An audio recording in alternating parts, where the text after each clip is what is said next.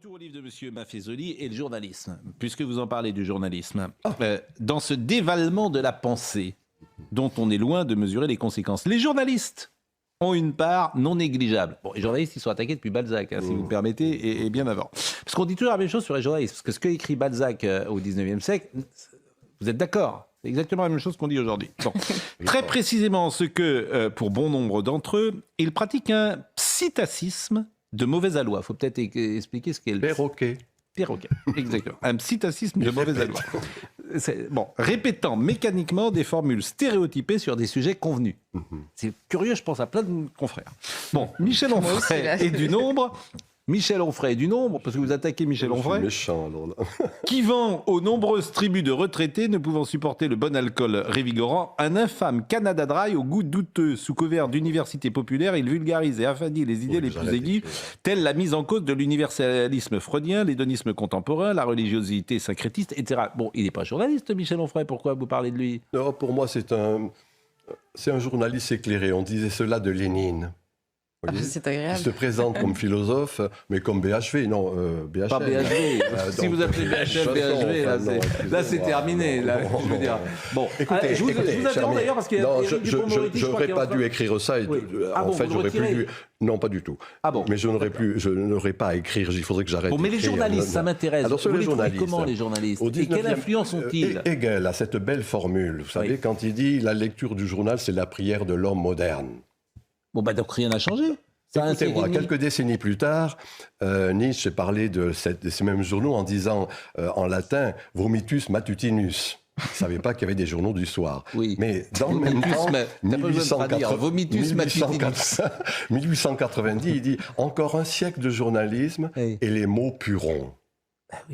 C'est un peu ce qui est en train de se passer actuellement. Excusez-moi, vous m'avez invité, tant pis pour vous, mais, mais au contraire, moi j'aime bien il y a des endroits, et je suis heureux de venir ici, il y a des endroits où on peut parler, en effet. Mais la plupart du temps, c'est encore une fois ce que j'ai dit. Alors, spitacisme ou perroquet, c'est-à-dire où dans le fond, où on répète ce qu'il convient de dire.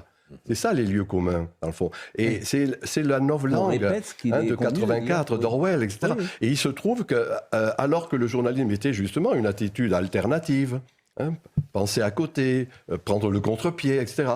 Globalement, cher ami, il y a quand même tout de même actuellement un conformisme de base, un conformisme logique. Mais c'est pire que ça. Oui, vous le connaissez mieux le meilleur que moi, mais si vous voulez, je suis même frappé parce que les journalistes disent des choses en plateau qu'ils ne pensent pas, qu'ils disent le contraire parfois. Voilà, je le sais, parce qu'ils sont pris dans le système. Je viens d'employer une expression de, excuse-moi, je vais vous le redire quand même, une expression de Durkheim, conformisme logique. Quand Durkheim dit ça, c'est-à-dire qu'au-delà même de ce que sont, de ce que vous êtes, de ce que nous sommes, etc., on est pris dans un système. C'est logique. Et donc, du coup, ce n'est pas nos idées que l'on dit, c'est ce qu'il faut dire. C'est la logique du devoir-être. Mais c'est vrai aussi pour les artistes, ça. Pardon ? C'est vrai pour les artistes aussi. En gros, pour ceux qu'on appelle les élites, ceux qui ont le pouvoir de dire et de faire. Les experts sur les plateaux, censément, les journalistes, les politiques, n'en parlons pas. Voilà, c'est cette idée-là qui est inquiétante et qui va amener ces soulèvements. Voilà, moi, à mon avis, c'est pour ça que je disais tout à l'heure, et j'ai tort de le dire, mais le sang va couler. Vous voyez, c'est-à-dire qu'il y en a assez à un moment donné. Et quand il y en a assez de ces discours convenus, ça pète. Oui, mais sauf que le discours alternatif ne me plaît pas toujours. Ce que j'ai entendu parfois dans les aires de soulèvement, et je pense aux Gilets jaunes, je n'étais pas convaincu. Vous avez compris que je ne suis pas un moraliste, moi je dis ce qui est, ni judicatif ni normatif. Donc ce que je dis c'est pour le meilleur et pour le pire.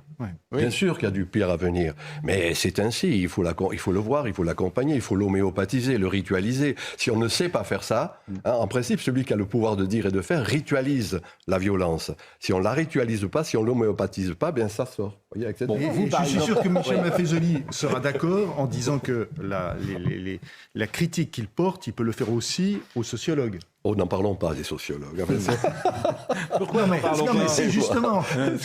On m'a demandé comment il fallait qu'on me présente. On a dit sociologue. Non, moi je suis éventuellement un renifleur du social. J'ai eu la chaire d'Urkheim à la Sorbonne pendant un moment, c'est vrai. Mais mes chers collègues ne m'aiment pas du tout. Pour eux, je ne vais pas dire les mots qu'on dit à mon encontre. Et ils ont raison. Mais qu'est-ce qu'ils disent de vous ? Oh, du bien. Non, mais par exemple, sur votre fiche, vous citez un moment, je l'ai, votre fiche Wikipédia. Vous dites, voilà, je ne peux m'empêcher de renvoyer à la page qui m'est consacrée dans Wikipédia, à côté de la présentation de mon œuvre, de liste bibliographique conséquente, d'une œuvre traduite, rappelons-le, dans une vingtaine de langues.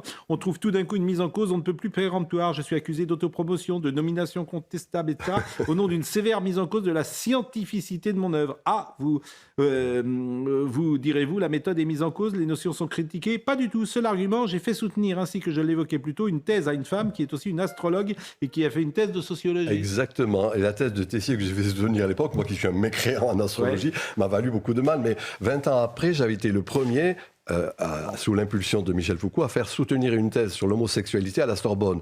Et on m'a dit, Michel, vous faites rentrer l'homosexualité à la Sorbonne. On n'a pas besoin de moi, j'imagine. Pareil pour l'astrologie, vous voyez. J'ai pris des... En gros, pour moi, un fait social devient un fait sociologique. Du moment que c'est là, on l'analyse. Alors appelons ça sociologue si l'on veut. Moi, dans mes livres, j'utilise la théologie, la philosophie, la poésie, etc. Hein. C'est l'universitas. Et mes chers collègues ont oublié que l'université, c'était l'universitas. Hein, c'est-à-dire non pas une disciplinarisation, etc. Puis on parle de l'université, évidemment.